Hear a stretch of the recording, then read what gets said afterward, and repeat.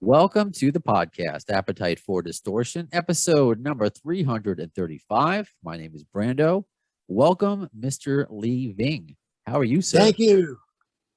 I mean, this is an honor to speak with you today. And And to you, sir. thank you. I mean, full disclosure, just so we both get it off our chest. I mean, I'm an old school radio guy. I like the podcast world is still somewhat new to me. And so I like being behind the camera, but we do Zooms now. There's a lot of that's how we interact since the pandemic, it seems. And so you and I were like troubleshooting for 10 minutes and trying to get this to work. I'm glad I can see you. I know you can't see me, but hopefully we can have a good time today. Yes, but I did see you before, so I have a general impression, at least. Okay, that's important. Okay, so you know that I'm just a 38-year-old Jewish kid living in Queens right now. That's what you have in your mind. Man, I grew up in Philadelphia and I moved to New York to start being in the music business. And it seemed all of my friends were from the same extraction as you. And I began to learn what it was like to be a New Yorker. And then I went to bartender school so I could have money to eat in the meantime. And I became the bartender at Slug's Jazz Cafe. And the first night was Charles Mingus, I think. Okay. Yeah, the band, and I think that's why I gravitated towards. I mean, I love the old school, punk sound, but towards me too. But I want people to be able to play. I don't want none of us, especially those of us who've had the privilege of living in New York, want to not understand music. And so I studied it for years. On drums, on guitar, music theory, the whole nine yards. And so I had less patience for starting with absolute beginners and wanted to have better players. So I naturally in New York gravitated toward the jazz players. Bruce Ditmas was our drummer. Howard Johnson played baritone sax with us. Eugene Busner was the bass player. I told you Bruce Ditmas was the drummer. And so we went that way. That band signed with Marvin Lang and Michael Lang and Marvin Grafton. And it went in the shitter because of a lack of patience on both sides, ours and the potential managers. But it was a great experience to have been in that semi-jazz group that we were called Daybreak. Okay. See, what you're talking about, though, and what it's a nice little segue to, it's the New York attitude of just, I don't want to, I need you to step up. I need somebody who understands what the hell this music stuff is. Yeah. I haven't studied it all these years for nothing in order to work with beginners. That was not the purpose or the game plan. And what year was that? Because this is the year you're celebrating 40 years, the anniversary of yes. Your debut so album. It must have been like 1980. Okay. Somewhere near there, 1979, 80, 81, 82, who knows? But that's pretty much when we started. I know it's a cliche. I had been in Philadelphia before and had been the harmonica player and lead singer in a blues band called Sweet Stavin' Chain. A quick question about the harmonica. I heard that it's the easiest instrument to play, but the hardest to master. Is that true? I would agree with that. Okay. I tried because you have to manufacture lots of the notes, and your ear has to be strong enough to put the note in the right place. It's not exactly the same as memorizing patterns, like on a piano or something. Okay. You have to physically manufacture the note with your mouth parts. So that's more basic. There was a time that I tried to teach myself harmonica and I failed. All and ended up doing was being a nice little cat call from what the cat I was with at the time. Like I was playing the harmonica and the cat would just run into my room and I was like, all right. Oh, that's great. But I know it's learning to bend is a project, and it tries your patience. You think you're doing it right, you're not. But eventually, you either get onto it or you give it up.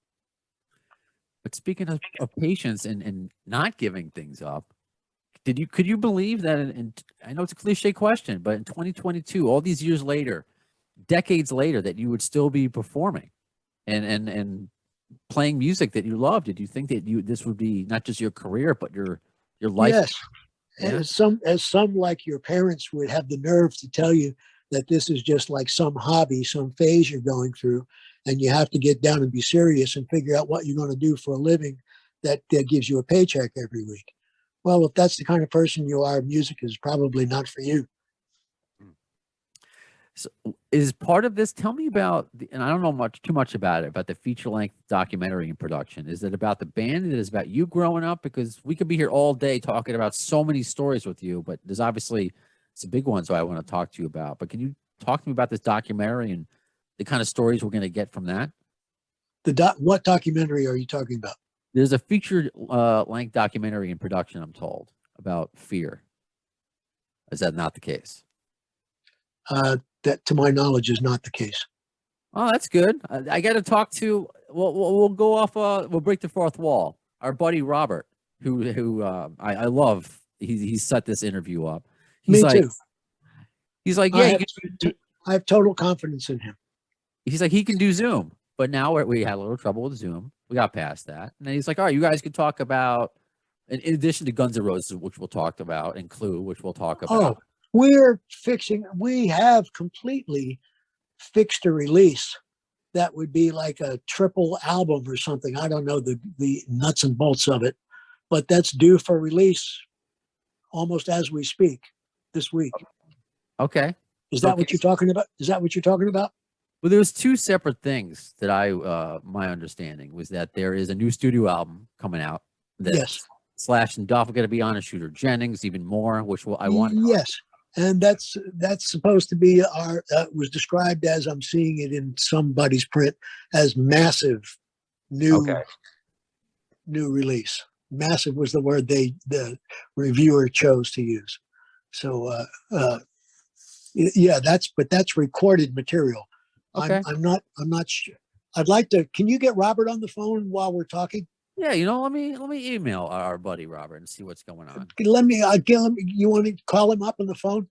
Say, well, I don't want to, put him on blast as we're recording as more than I am. Right. I mean, I enjoy, the fun breaking the fourth wall, but I don't want to actually get him on the phone and be like, "What's the deal?" Want me to call him? You know what? Yeah. You know what? Call him. Then you'll be at fault if he gets mad. Yeah. So how do I do that without losing you? Oh, you know what? That's true. We can't do that. We were so lucky to get to this point. Let me go through my email. It's Adam. Let's see, Robert. Robert RC, ARCE. You know what? We're gonna have a little fun. I'll let him know as it's the professional thing to do, and this is true. It wasn't always the case, Robert and Lee in radio, that you have to let people know that you're on the air. So right. That is true. It's only fair. All right, so let's just see. I won't say his number out loud because usually I say the numbers out loud because I'm of that. Right, somebody's writing them down. Yeah, but I can't do that and get his number out. All right, this is fun. This is like live radio. Yes. Oh, and you were going to ask me about Clue, I think. You made some mention. I'm definitely going to ask you about Clue, but as we do this, Robert bit, look at this whole music he's got. Dun, dun, dun. This is. I don't know if you have. I'm not used to ever hearing that. I'm not sure if you have the right number. Hey, Robert, I will just let you know it's going great. You were I can edit this part out if you want. Are you speaking to Robert? I am. Do you hear him? Do you hear Robert? Can you hear me, Robert? Hi, Lee. Lee, can you hear me? Yes, I can. I have him in my headphones, so he can't hear you, Lee. We're having fun. I can hear you. I can hear Robert. I can hear him. I would have to be the middleman, Robert. We're having fun right now because we were spending, and we're recording this part again. I'll edit it out if it's an issue. Before trying to get Zoom to work, I can see we got him where I can see him. He can't see me, but it's okay. Okay. But I will ask because I want to make sure I clarify. What was the documentary in production about? Because Lee's not familiar. Oh, it's about the band and the history history of the band, and I told him about it. He just forgot. It's okay. No, who's doing it? Who's doing the history of the band? So there's a guy named Jason Zink who did a movie called Straight Edge Kegger. It's on Shudder and Amazon and places. So he's the director of the film, and I'm the producer. So I'm giving him all the content. And Oh wow! How do I not? the last few years? What do you ask? How do I not know about this? Because he forgot. He says because you forgot. That's okay. At least now we know. We sat down in a rehearsal studio and filmed an interview for 4 hours. You don't remember that? When was that? About 2 years ago. Ah, okay. Years ago. We did it at West LA Music. Okay. Very cool. Very 2 cool. years I'm happy that that's happening. Thank you, Robert. I'm glad we can clear that up and you gave the info. I'll let you go. No, hang on with us, Robert. We may come up with something else that you can chime in on. Slash and Duff being on the new record. We're going to talk to that, but we were having some fun technical difficulties. And then when I mentioned the documentary, I was like, he's like, you know what, call Robert. I was like, I don't, this is part of an episode. I love breaking their fourth wall, but I didn't know how you were going to, it was going to be received. But I'm like, you know what? This is a podcast. Let's pretend it's live radio. Hopefully people laugh. And we got the information we needed, Cool. All right, man. We'll have fun. And Lee, give me a ring after you're done. I will. Do you want to hang on with us, Robert, in case we run into any other areas? Next, he's asking if you want to hang on. Next time we can have, when the documentary comes out, we'll get Robert as co-host, maybe. Very cool. All right, Robert. Thanks, Robert. Bye. All right. We'll talk to you in a bit. Goodbye. So that was fun. Yes. Yes. And no fault of your own. I've no fault insurance, and will wonders ever cease? At least we know now. I love it. So it was a good idea to call him. Yes. So that being said, I guess where to even go with that, because you mentioned Clue. I'll bring it up for the people who are watching. You know what? No, let's go the music route. I want to talk about, before I geek out about Clue. So what you do know about the new album that's coming out. So can you tell us, I don't want to lose you. Don't mess up with the camera. All right. I got you back. No, I won't. All right, cool. So tell me about the Fear record, because again, I'm so excited just not to talk to you about your history, but the fact that you're making new stuff in 2022, and it includes two of my favorite musicians as well, Duff McKagan and Slash of Guns N' Roses. So how did that come about, the collaborating with them, and how long does your friendship go back with them? Oh, we have been in collaboration for a long time. I think I sang something that was on a Guns N' Roses record, or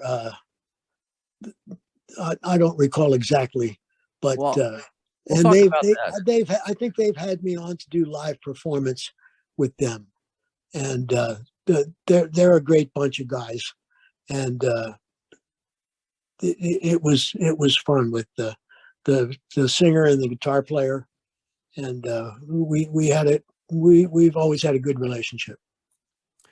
I think what you do, because it's going to segue into, I guess, one of the many questions. I don't know if you, unless I forgot. I don't think you sang on a Guns N' Roses record, but they covered "I Don't Care About You." Oh yes, yeah. Yeah, that was it. Okay. Do you recall that? Because that was a big deal. Yes. Yes, absolutely. Yeah, tell us about, I guess, that story, if there is a story. That may have come up. I don't know if technically I got up on a stage to sing that with them or ever, but it makes sense, and it may have happened. Do you recall, I guess, did they approach you to cover that? Because the Spaghetti Incident it came out in 1993, and Guns N' Roses was huge. People were waiting for a follow-up to Use Your Illusions to get this covers record of all these punk songs. Right. And it worked for me, because that's how I discovered a lot of punk bands like Fear. So do you remember, did Guns N' Roses management contact you to cover this song? Do you remember anything about, or your reaction to when that album came out? And did you find out after the fact that they covered Fear? What do you recall? I think it was in mid process when I learned about it. Okay. Do you remember your reaction? Were you flattered? Yes. Okay. Absolutely. Flattered, happy. joyful for new possibilities, and grateful to them for having done that, for thinking that much of something that I wrote, and enough to record it on their already very successful career. What did you think about Axl's vocals, doing your vocals? Man, I was just beside myself with joy and glee, not to put one letter on my first name, and it was a great feeling. Very cool. So obviously the friendship goes back quite a ways. I know Yes. Duff has mentioned you being one of his favorite punk bands. There was a tweet or something that Duff posted last year of like him and Slash, and the caption was Slash and I talking about which Lee Ving song makes us want to make us break the most shit, or something like that. So this rasty attitude, which pervades lots of our offerings, was entertaining to them, and I was very happy for someone, especially in a position such as they are, to have gotten the joke, so to speak, to have seen the underlying impetus for lots of these crazy things that I would say lyrically. Yeah. Oh man, I definitely I got the joke, and that's one of the reasons why I love Fear. So let me ask then, when did you? Because you said this recording has been going on for a while, and I'm sure they were obviously overjoyed to do something with you recorded. What was that process? Did they go into a studio, or did they just send you stuff? Like, how did the? Can you tell us about what they exactly contribute to the new album coming out later this year? Their new album coming out later this year. Is that what you're saying? I mean, it's apparently or my your new album. I would hope there was a new Guns N' Roses album out. Yes, I'm sure there is. Okay. Do you know anything? Do you know anything? No, not very much, other than I'm very happy about it, and the things that I get to discover about the process, and at what stage we are is all very happy. So wait, so I understand. You're not going to be on a new Guns N' Roses album, right? Am I misunderstanding that? No, because Slash and Duff are on your new album. That's correct. Okay. I believe that's correct. All right, because you got me excited with no, as far as I know, I think that's what you said is yeah, it's the truth. Okay, so yeah, that's what I thought. So with that process then, how did that, is it a song? Are they in multiple songs on your new record, on Fear's new record? Duff is going to play on our new record, and like as the bassist on all the songs, or like no, on a certain song. Okay, that's what I'm asking. So yeah, if Slash and Duff are on certain songs or a song, is that a secret for now? Not necessarily. I just don't know. Okay. Were you in the studio with them, or did they have to send you stuff and you sent them ideas? How did that work out? I'm not sure how at what phase we are with any of this. Okay, but I guess it's still the fact.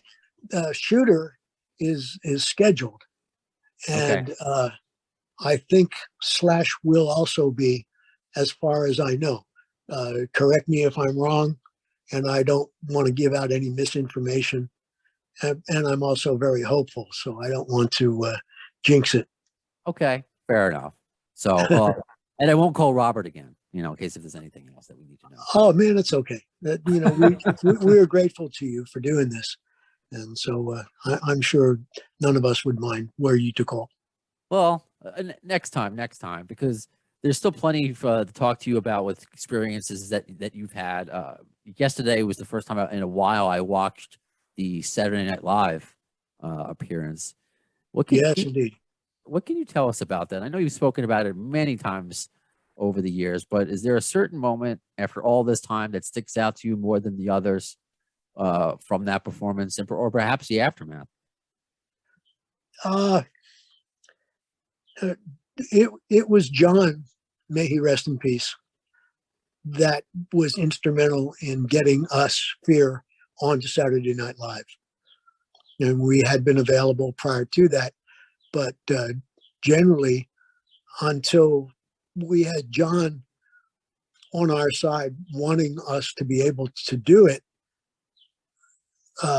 supplying the pathway to achieving it. He was very instrumental in helping us get the job, so to speak. And I'm sure that it was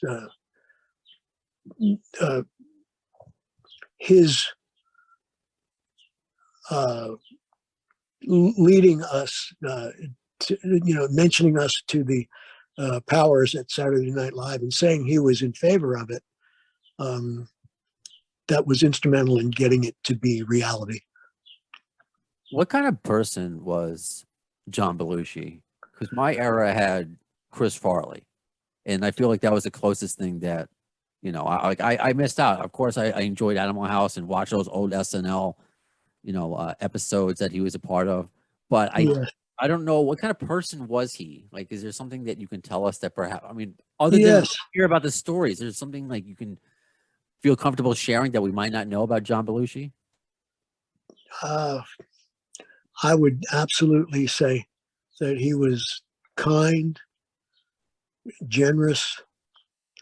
He had a very large sense of humor and found things funny. Like, I think he was amused by my description of things in place in the music business and in the marketplace, and in political opinions and all that sort of thing.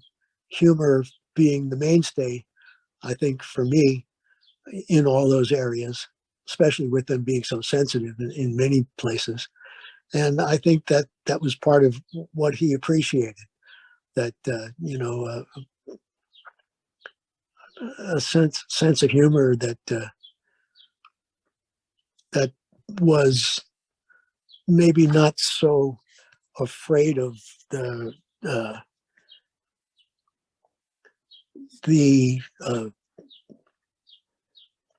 saying things that other people would be afraid to say because limiting their opportunities. It was those things that made John, I think, be interested and finding it funny, and that we got along so well, he and I. And you can imagine the impact of having lost him in midlife and all that. And so I just feel grateful to him for the things that he was able to do for us. Is that's a nice way to look back and just be grateful for that time. And and for having the opportunity to know him, as where so many people would have appreciated that were they able to have it. And I am definitely grateful for having known him and for the kindness and help that he was to us. Very cool. Very cool. And I appreciate you sharing that. And we alluded to it before. It was, I was surprised. I thought I was going to be the geek to want to ask you about Clue. But when I posted that you were coming on, everyone's like, oh, yeah, he was Mr. Body in Clue. And everyone's like, we were so excited. Our buddy, I'll give him a shout out, Satya Mortha from Canada, who wanted to hear about your experience filming Clue, this brilliant movie with this brilliant cast that you got to work with.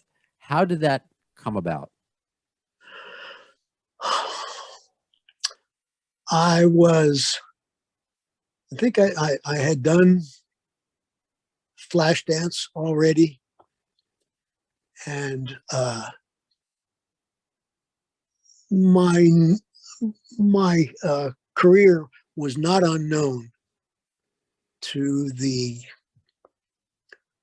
movie industry, especially after we had played Saturday Night Live.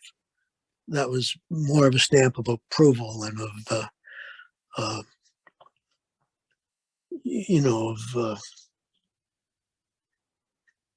Like you were serious?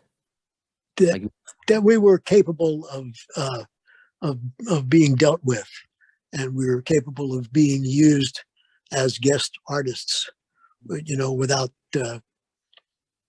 causing trouble, and having respect and all those things. okay, okay. So that's why. Did you think that would deter people from hiring you as an actor based upon your reputation as a punk As a rocker? punk rocker, the thought crossed my mind. Sometimes I'm sure that there were some situations in which that was more applicable than others, but the movie business, as well as TV and show business in general, can in some ways look away from things which are disadvantageous if it suits their purpose to have you be guest artist on their project. Sure. So I think that there was it worked as a basis for the for fear, and it apparently, and as I expected that it might also work for the film business. They appreciate whatever you can bring to the table as far as interest from large groups of people. And after John got us on Saturday Night Live, that increased and would have to be considered a help. Did you have to audition for Clue? I guess, how did you, because again, Yes, William Morris Agency was my agency, and John Burnham's office sent me to read for Clue,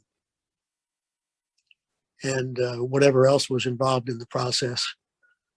At least I could state that for certain, and that was the opening of our talks, and it seemed to go quite well.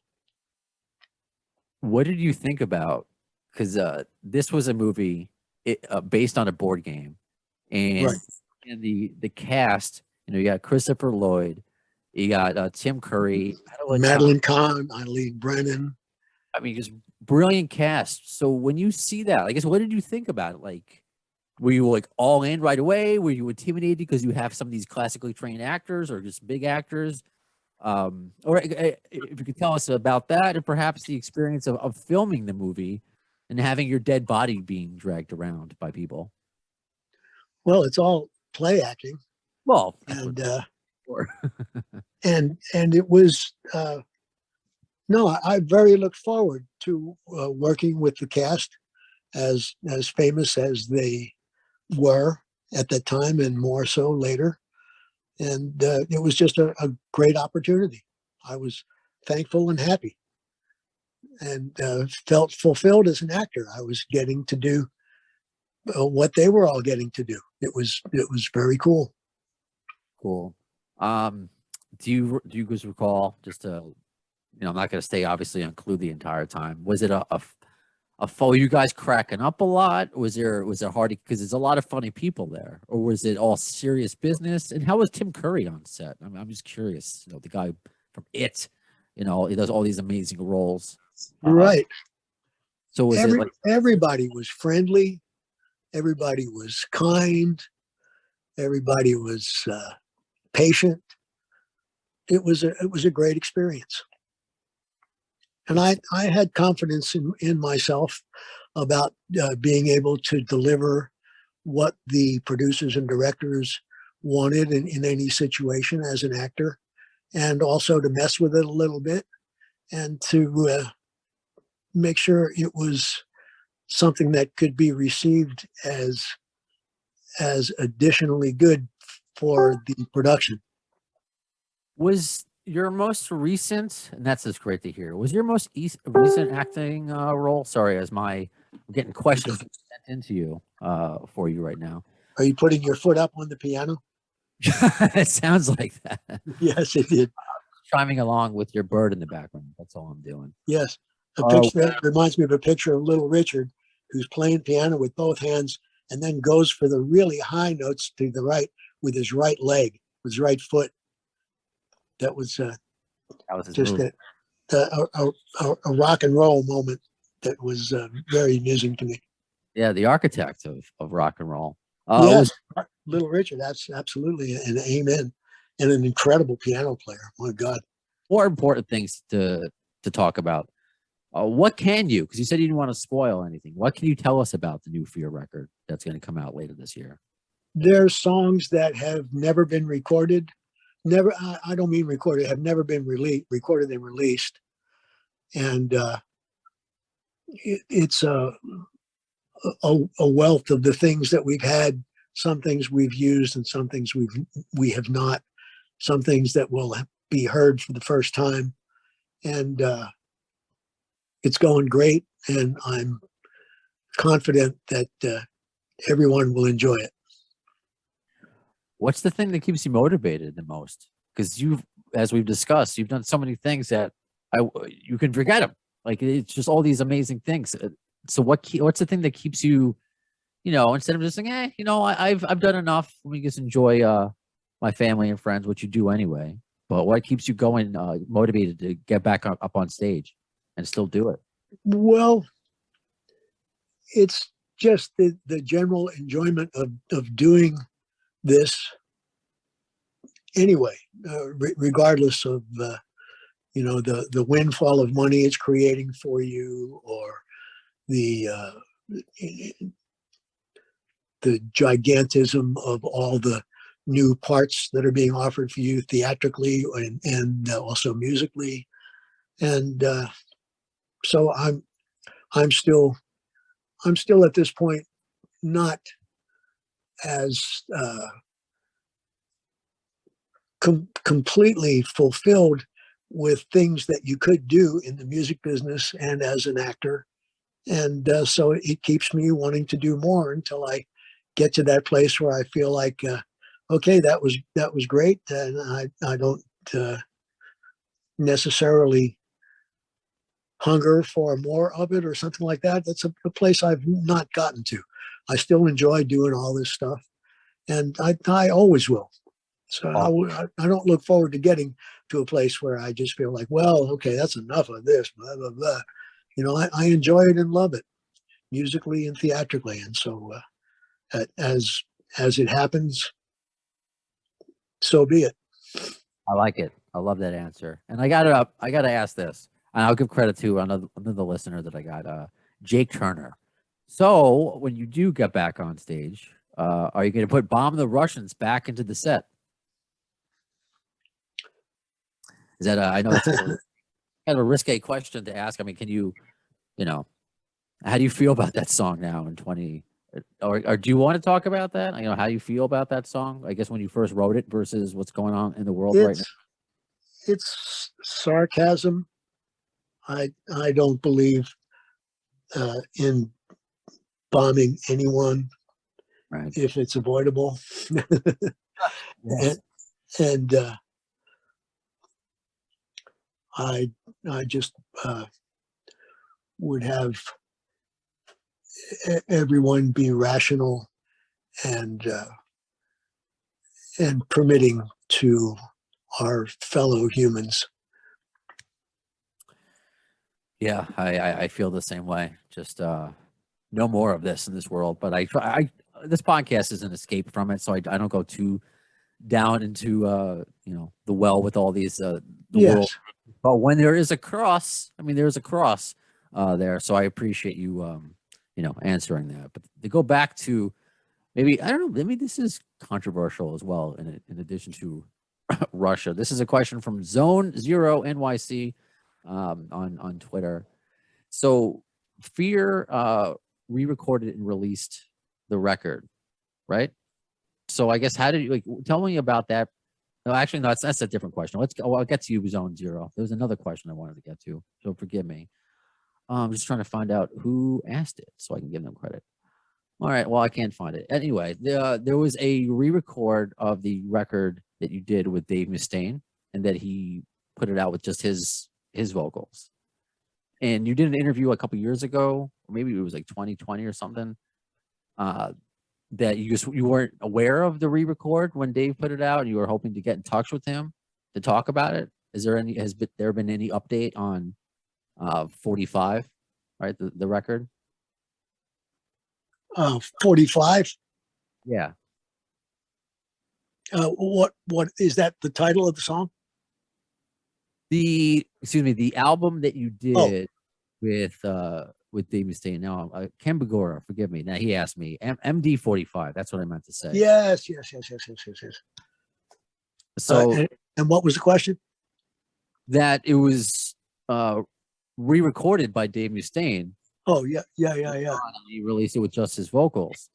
And there was an interview that you did a couple years ago that you said you weren't aware of the re-record. And I was wondering if you'd gotten in touch with Dave Mustaine since about him putting out MD 45 with his vocals over yours. Right. I'm grateful to Dave for including my vocals on a recording of his at any point, and he's always welcome to do that. I'll take that. I'll take that as an answer. I appreciate it. So what else is, like, when is because you're touring this year, when do you hit the road? Like what do you know what's planned for your shows this year? Yes. There is. Yes. Yes is the answer. Okay. Yes. But you don't know what month, when we can expect to see you guys hitting the road? Like, are you getting? It's possible that it would be sooner or later than anything that we're speaking of at this point. But there is we're speaking to, there's a performance in Denver in June. Okay. You have to call Robert to find out what the name of the club is. Okay. Yeah, no problem. I was just because I see, if you can go on to Fear the Band's Facebook, Fear Lee Ving on Twitter and Instagram, as far as anything that needs to be, updated. They always have deals of the day and new shirts. Can you call Robert back and get the Okay. All right, I'll ask him. All right, this is a fun episode. All right. This will be fun. Oh, I have to get this extension. What was it? Was it 101? I shouldn't say that, but you don't know the number that I released. All right. Oh, it must be, because I hear that. What's happening? Hey, Robert. Lee is, I love talking to Lee, and you're on the air still, but we're talking about, I want to make sure that we get all the dates right. So what are their touring dates this year? When can we expect to see Fear? Well, the only date we have right now is June 4th in Denver, but we do have other dates in the works. We just haven't booked anything as of right now. Okay. All right. That's kind of what he said, but he was, I guess, worried that he was forgetting something. Or I was wondering if not mentioning the name of the club would be not the right thing to do or something, but I wanted to speak to you, Robert, before saying anything. I don't know if you heard him, but he just said he was worried about saying the name of the club, or forgetting the name of the club rather. But that was the info we needed. I appreciate it. I'm about to wrap up with Robert. What do you? Can we say the name of the club? Just let me know. Okay, Robert, we'll get. Wait, what do you? Robert, can we mention the name of the club or not? Yeah, you can mention. What was the name of the club again? Oh, it's what is it called? Gothic Theater in Denver, Colorado. The Gothic Theater in Denver, Colorado. Yep. All right, Lee. Yes, sir. Putting his ear up to Zoom. It's so funny. All right, okay. I'll let you go, Robert. Thank you again for being my producer this episode. Bye. No problem. All right, this is funniness. So yeah, and I just had my first trip to Denver last year. So good for all those everyone out in Colorado, and we look forward to more dates when you announce them, Lee. Amen. So until I guess we'll do this next time, maybe with Robert as my unofficial official co-host. But Yes, indeed. I really appreciate your time, Lee. You are a legend. You are punk rock legend. And I just think it's so cool that you have people like Slash and Duff look up to you, where so many people look up to them. Like, do you get? Let me end on that. You must get that a lot when people who are already are established come to you and say, "You're my hero. You're my inspiration." Like, do you get that a lot? Is that still how does that make you feel now? It's an incredible affirmation. It's a thing humans long for, and it's something I appreciate when someone notices anything, about the things that I love to do and have gotten to do, and then other people who I respect appreciate that. That's a double plus. Right on. Well, I appreciate what you've done and what you continue to do. So, Lee, until next time, thank you so much for coming on the podcast. Yes, sir. It's my pleasure, and thank you very much for having me and being interested. And thank you from the bottom of my heart.